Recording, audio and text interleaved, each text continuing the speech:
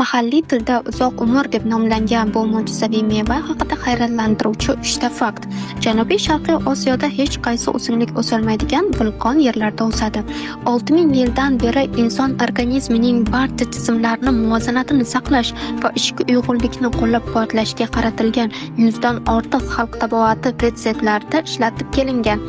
Bu mevaning nomi noni bo'lib, hozirda u kuchli antioksidant, antibakterial o'smaga va yallig'lanishga qarshi preparatlarning asosiy tarkibiga kiradi. Birinchidan, organizmga qilingan hujumlarga qarshi immunitetning javoblarini tezlashtiradi va sifatini oshiradi.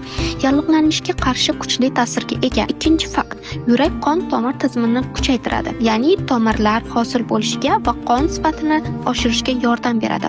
Va uchinchidan, erta qarishni oldini oladi.